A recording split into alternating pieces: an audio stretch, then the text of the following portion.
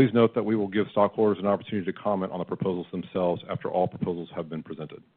Proposal 1 is to elect 10 individuals to serve as members of the Board of Directors for a one-year term to expire at the annual meeting of stockholders to be held in 2026 and until their successors are duly elected and qualified or until their earlier death, resignation, or removal.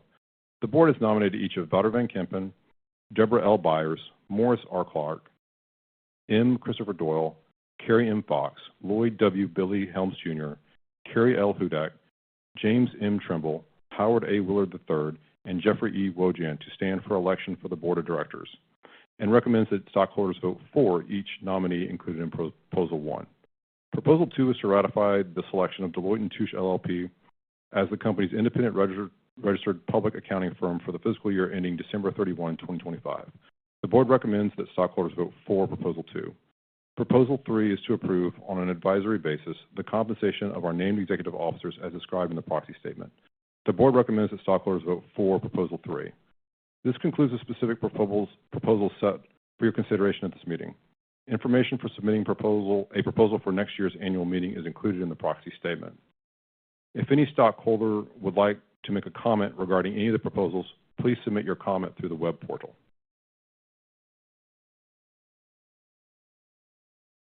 It is now 12:04 p.m. Mountain Time on June 4th, 2025, and the polls are now open.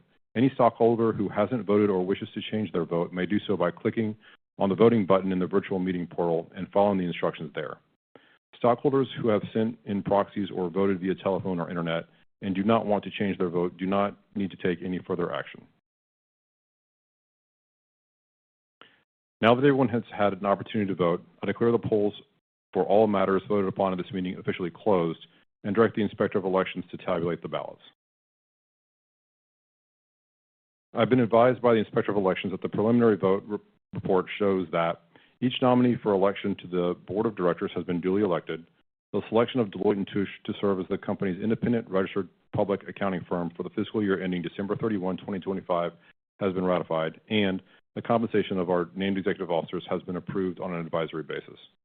A written report furnished by the Inspector of Elections of the final vote count with respect to the matters voted on today will be included in the minutes of this meeting. Additionally, we will report the final vote results on a Form 8-K within 4 business days of this meeting. This concludes the formal business to be conducted at this meeting.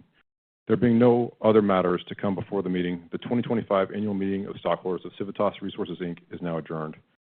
I will now turn it over to Chris to answer any general questions from our stockholders. Thank you, Travis. At this time, we're available to answer any submitted questions that adhere to the rules of conduct. If a question comes in that does not adhere to those rules, please understand that we won't address it today.